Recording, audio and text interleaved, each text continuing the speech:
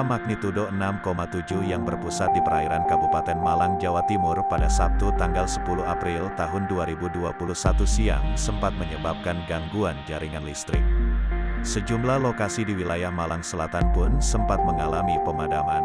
Manajer komunikasi PLN Distribusi Jatim Feni Nurhayati mengatakan, gempa menyebabkan gangguan pada gardu induk Turen sisi 20 kV dan 70 kV.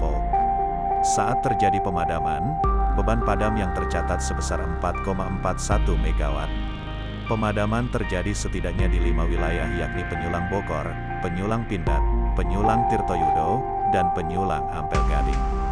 Pihaknya mengaku juga terus menunggu informasi dari masyarakat terkait gangguan jaringan akibat gempa siang tadi. Badan Meteorologi, Klimatologi, dan Geofisika, BMKG, menyatakan, pusat gempa berada di 90 km barat daya Kabupaten Malang.